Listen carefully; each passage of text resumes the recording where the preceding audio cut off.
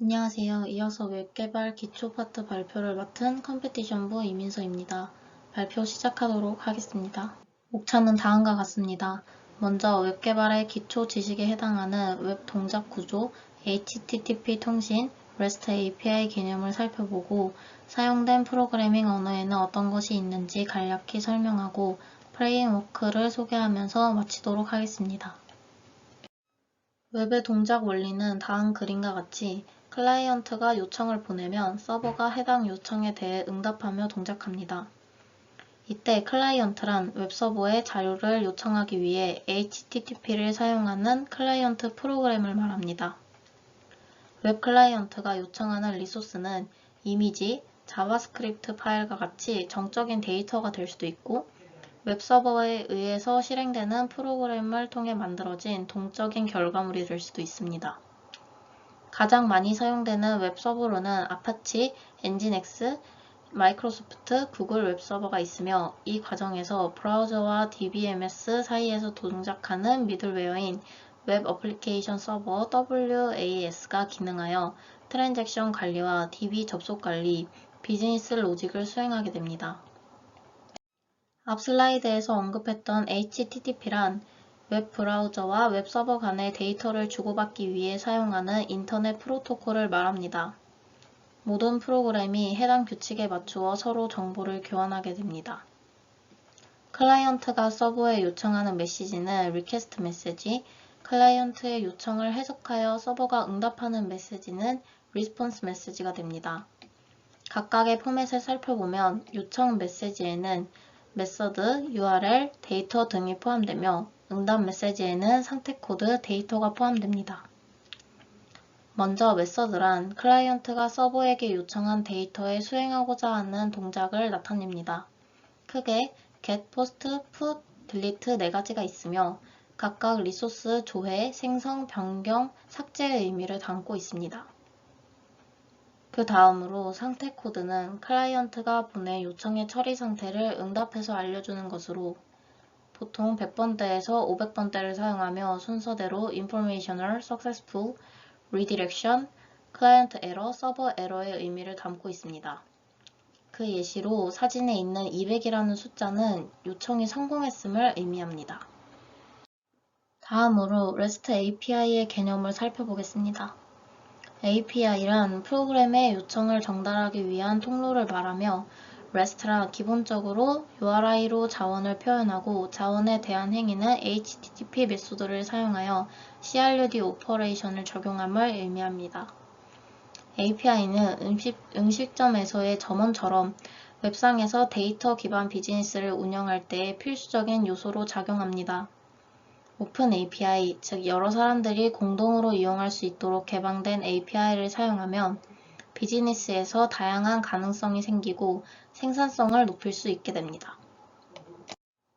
REST는 오픈 API에 대한 기업 간 통신 표준을 적용해야 하며 관리를 위한 자동화 및 표준화 기반의 필요성에 의해 등장한 개념입니다.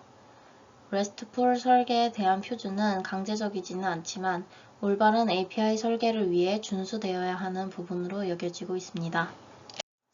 이제 웹 프로그래밍에 사용되는 언어를 살펴보도록 하겠습니다. 웹 서비스 개발 및 배포를 위해선 프론트엔드와 백엔드가 구성이 되어야 하고 그중 시각적이고 직관적인 부분을 담당하는 프론트엔드는 눈에 보이는 웹페이지 자체를 만드는 영역입니다. 그리고 웹페이지를 제작하기 위해선 HTML, CSS, 자바스크립트라는 3가지 구성 요소를 이해하고 사용할 줄 알아야 합니다. 다음 장부터 간단하게 각각의 언어를 살펴보도록 하겠습니다. HTML은 웹페이지의 기본적인 뼈대를 담당하며 시각적인 모든 부분, 각 요소의 위치와 구성, 구조 등을 작성하게 됩니다. HTML에서 시작 태그와 종료 태그로 이루어진 모든 명령어는 요소에 해당하며 요소의 시작 태그 안에서 사용되는 구체적인 명령어 체계는 속성이라고 합니다. 조금 뒤에서 실제 코드 구조를 보면서 다시 짚어보도록 하겠습니다. CSS는 전반적인 웹페이지의 시각적인 표현을 담당하며 HTML, XML과 같은 마크업 언어가 실제로 표시되는 색상, 레이아웃, 크기, 폰트 등을 지정하여 콘텐츠 구조를 꾸며줍니다. 앞서 살펴봤던 좋은 UI와 UX를 제공하는 웹페이지가 되기 위해서는 시각적인 부분이 매우 중요하기 때문에 각 요소를 CSS를 통해 얼마나 디테일한 부분까지 완성도 있게 작성하느냐가 큰 비중을 차지하게 됩니다. 따라서 CSS의 다양한 요소를 오픈소스로 제공하는 대표적인 라이브러리인 부트스트랩을 이용하면 디자인적인 감각이 부족한 사람들도 보다 수준 높은 UI를 제공하는 웹 개발이 가능합니다.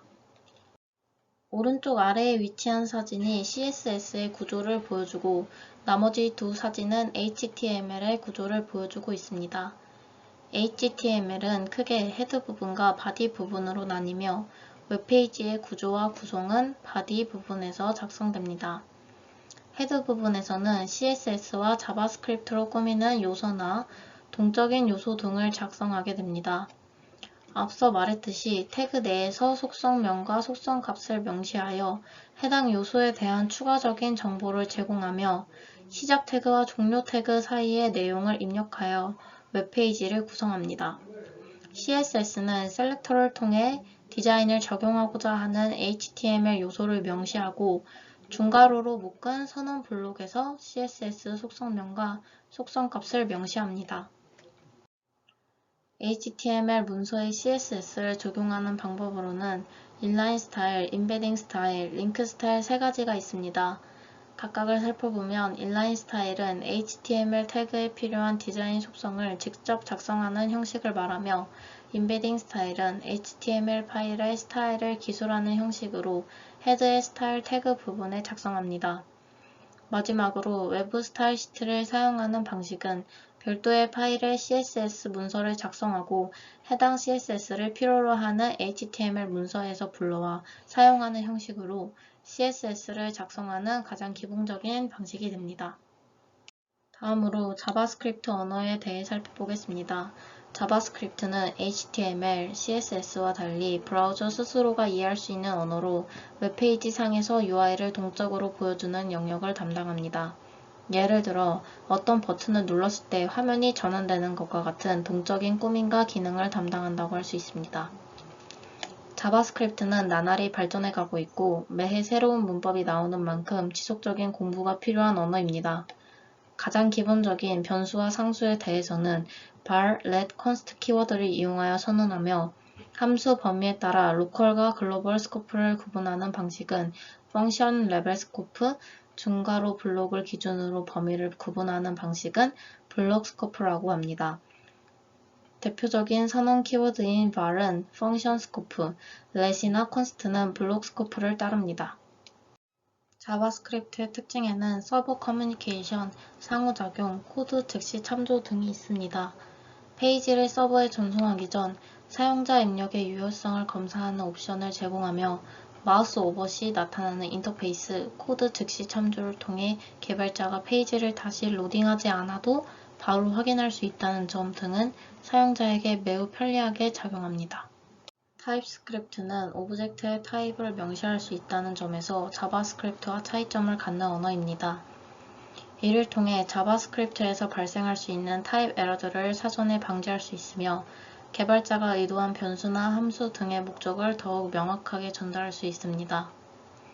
또한 코드 자동 완성이나 잘못된 변수 및 함수 사용에 대한 에러 알림과 같은 풍부한 피드백은 자바스크립트에 비해 높은 생산성을 갖는다는 장점이 있습니다. 마지막으로 가장 인기 있는 자바스크립트 프론트엔드 프레임워크를 할 수 있는 리액트, 뷰, 앵귤러에 대해 간단히 소개하겠습니다. 페이스북에서 개발한 리액트는 막강한 커뮤니티와 데이터를 갖추어 높은 유입 트래픽을 가진 웹페이지의 동적 UI를 개발하고 운영하는 데 사용됩니다. 다른 설계들에 잘 녹아들기 때문에 유연성을 요구하는 서비스의 개발에 권장되는 프레임워크라 할 수 있습니다. 뷰는 가장 단순한 프레임워크 중 하나로 깔끔하고 학습이 쉽다는 점, 리액트의 장점과 앵귤러의 장점을 모두 가졌다는 점에서 많은 사용자들이 이용한다고 할 수 있습니다. 마지막으로 구글에서 개발한 앵귤러는 타입스크립트를 이용하여 매우 안정적이고 탄탄한 프론트엔드 앱을 구축할 수 있습니다. 지금까지 웹 개발의 기초에 대해 발표하였습니다.